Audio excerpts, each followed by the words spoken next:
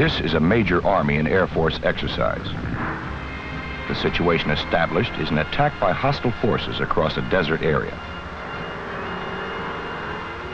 Their objective, the city of El Paso, Texas.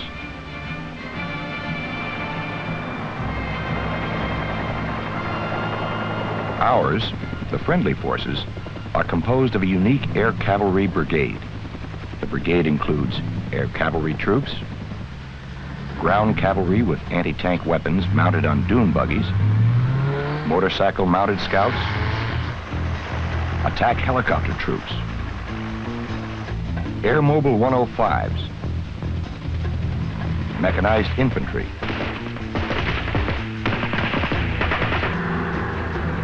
armored units, and an air defense battalion.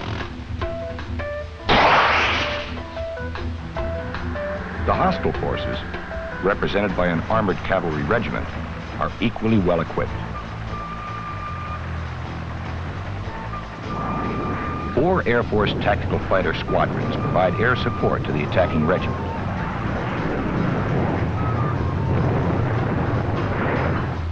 The aggressor launches an attack and makes a deep penetration into an area not far from our most forward airfield. The brigade commander conducts an aerial reconnaissance. He determines that the airfield must be designated as a critical asset, requiring additional and immediate air defense protection. Through G3, the Chaparral Vulcan Battalion commander is requested to provide the necessary support as soon as possible.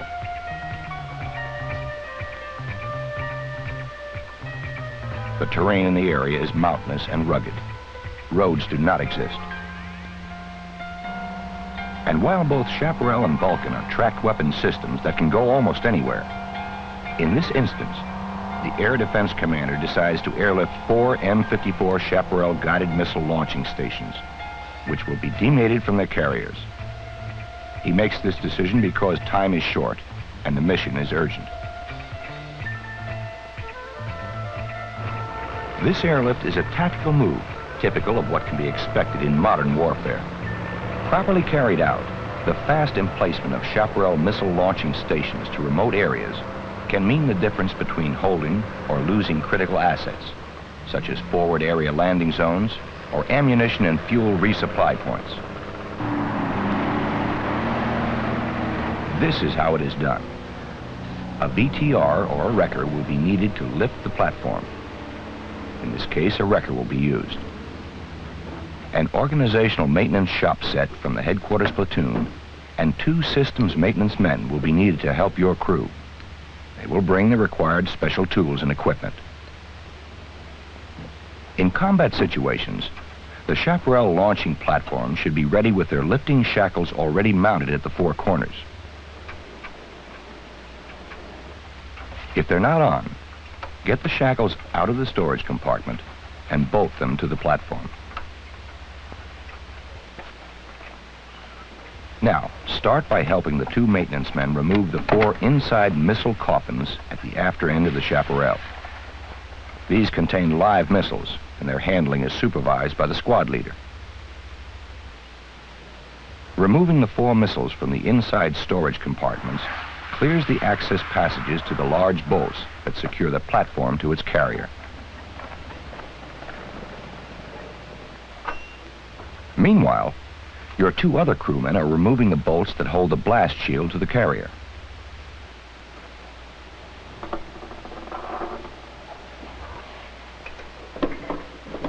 There are 24 smaller bolts at the bottom of the blast shield. Take them out first and store them in a tool bag, carried in the crew equipment compartment.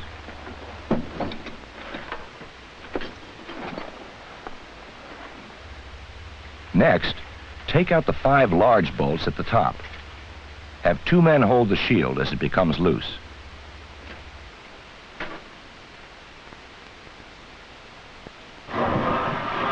It will take all 4 crewmen to lift the shield free. It weighs about 350 pounds. Although you could pass a line through a bolt hole and lift the shield with the wrecker, this could damage the threads in the bolt hole, so use your muscles. The maintenance men from the headquarters platoon are busy preparing to unfasten the 4 major bolts that mate the platform to the Chaparral carrier. They open the covers to the access passages at the after end of the launching station. There are also rubber covers to the passage holes that must be removed from inside the missile storage compartments.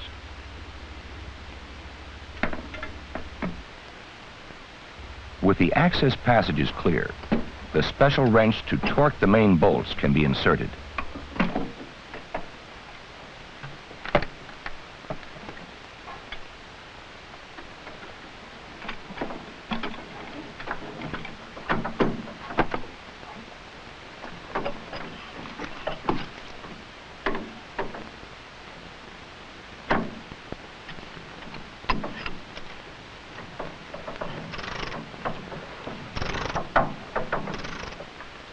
The same procedure is followed on the front end of the platform. Note that when you remove the 4 inside missiles, you also cleared the access passages to the 2 main bolts on this side.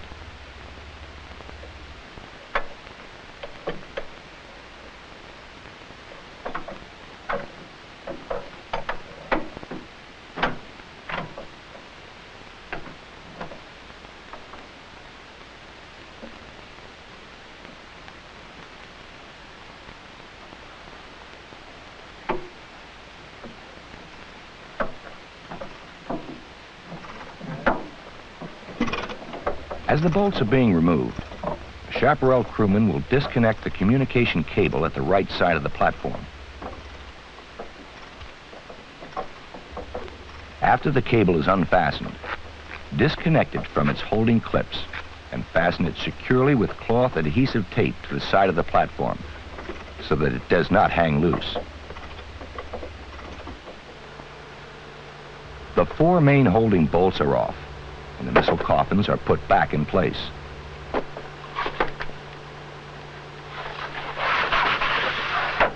As these tasks are completed, another Chaparral crewman fastens 4 steel cables to the lifting shackles so that the wrecker can lift the platform free from its carrier.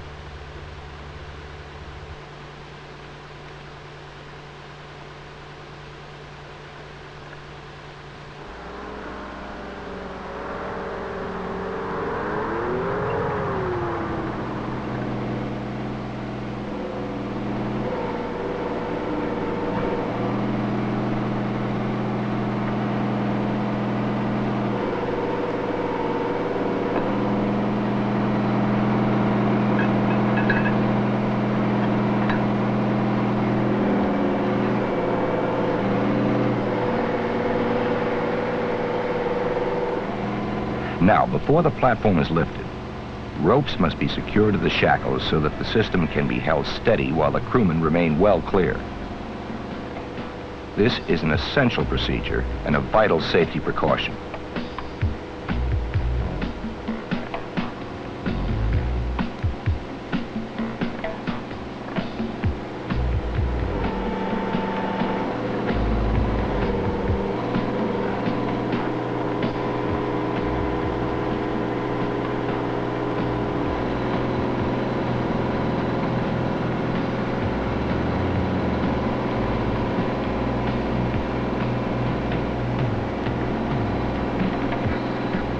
As the whole crew is occupied in steadying the load, the squad leader has previously designated one of the maintenance men to drive the carrier. Now, very carefully, the carrier is eased out from under the launching station.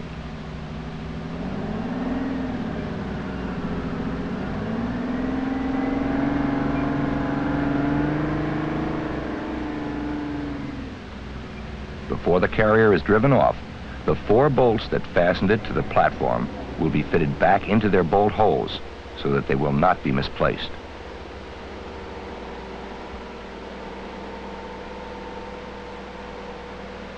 Once this is done, the carrier should be moved a considerable distance from the platform to leave plenty of room for the helicopter to maneuver. The next step is to fit the platform onto the special airlift jack stands that come with the airlift kit.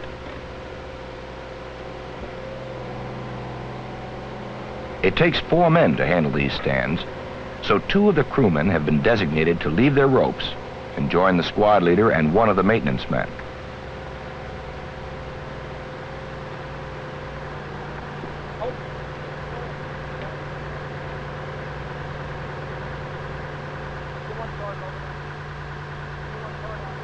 The stands are placed under the platform, so the bolt heads on the jack stands fit into the 4 holes at the platform corners. Note that these holes are the same ones that were used to fasten the platform to its carrier.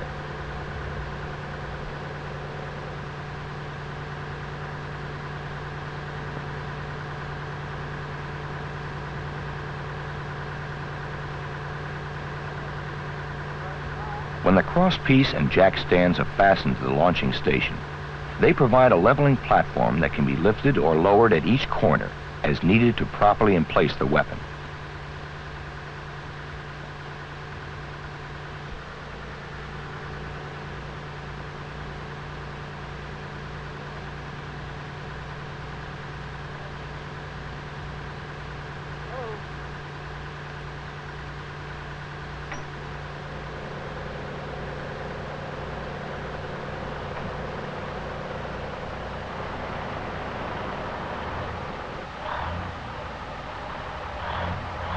With the platform in place, the wrecker has completed its mission and may return to the headquarters platoon. Meanwhile, the steel lifting cables will be removed and stored in the proper compartment on the maintenance truck.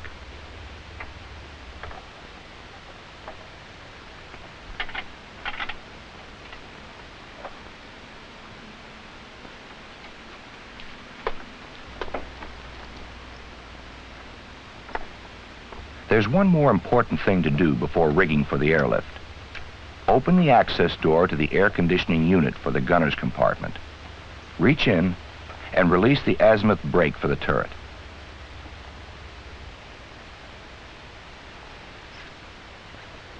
All clear. The cables have been stowed, so now rotate the firing turret 90 degrees clockwise from its normal firing position.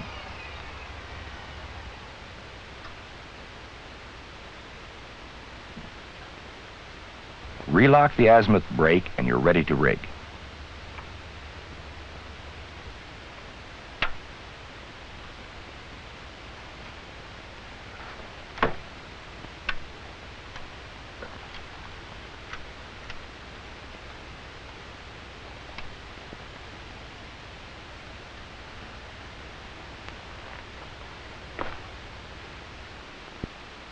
Rigging for the airlift is easily and quickly done by using the multi-leg cargo sling.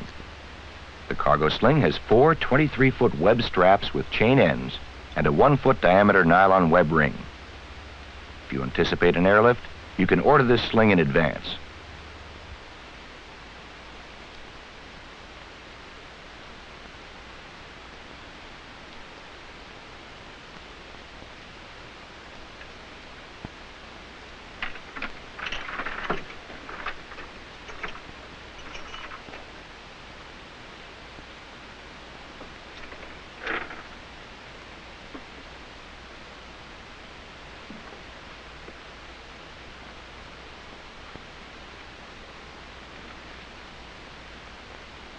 After connecting the sling to the lifting shackles, the ring is placed on top of the load.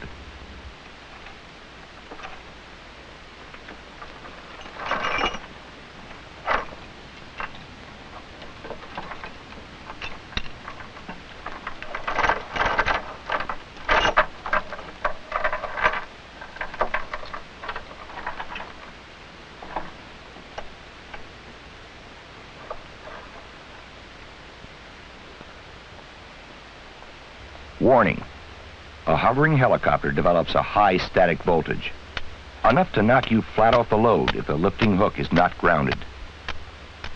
So before you grab the hook with your hand, you must protect yourself with a grounding device.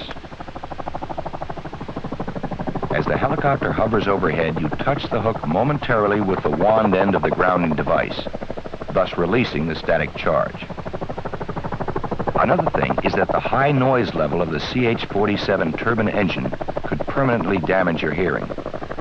And when it's hovering low, It can blow up an A1 sand or dust storm. So before the Chinook is brought into the area, be sure to put in your earplugs. And of course, wear your protective goggles.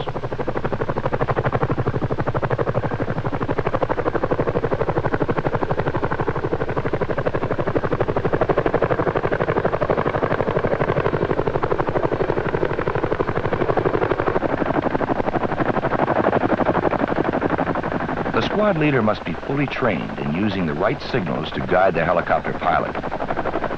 This means, come this way. Slow down.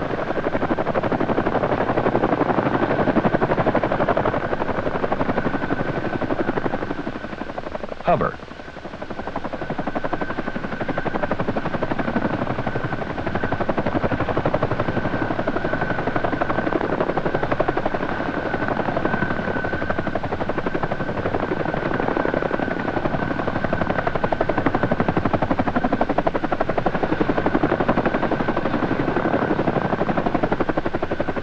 The sling is on, and as soon as the squad leader sees that his men are clear, he signals to raise the load.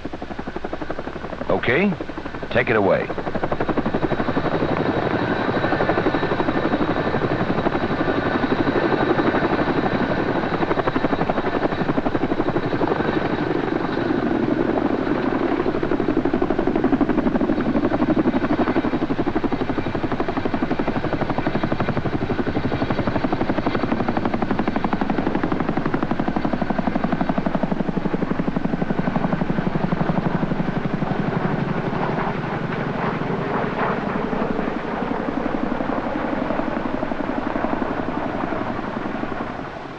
Before you leave, don't forget the blast shield.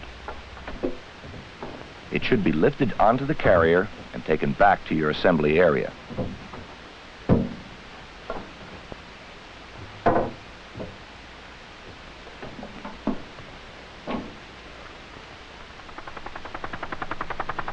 In a few minutes, the Chaparral crew will be picked up by a UH-1, transported to the forward airfield.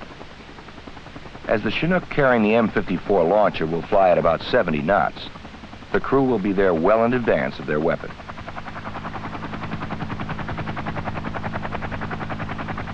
At the landing zone, which has been secured by the air cavalry troops, it's important that you select the best emplacement site.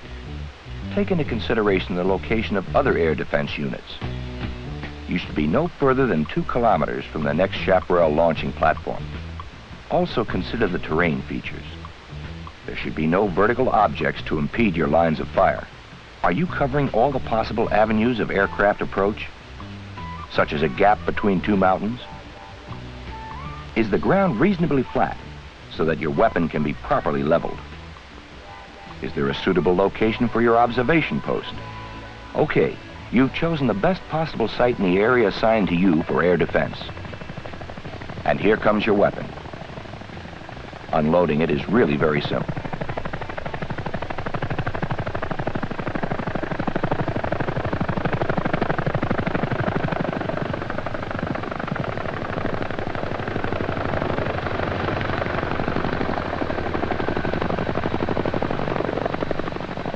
When the load is on the ground, a signal is made to the pilot, who can release the slings automatically from his cockpit controls.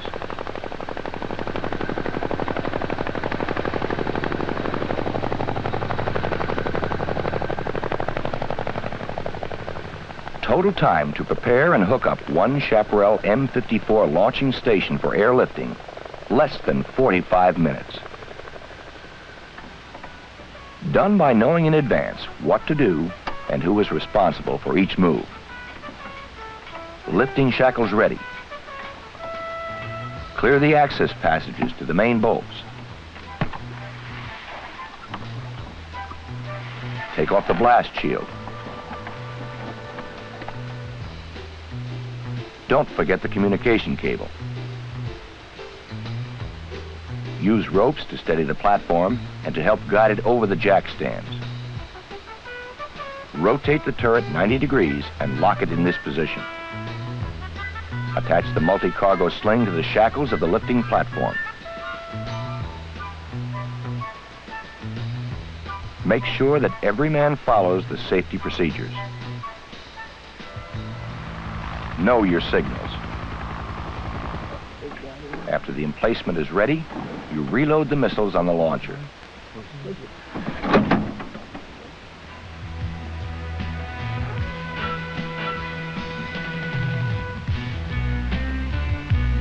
Then, you must carry out a prepare for action drill.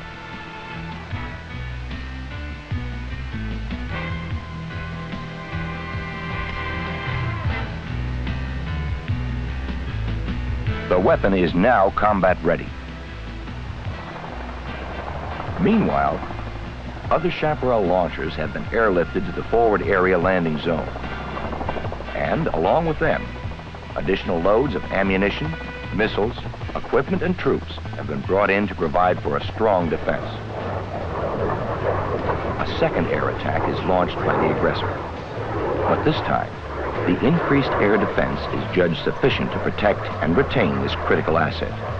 And the total number of hostile aircraft designated as having been destroyed is enough to turn the tide of battle.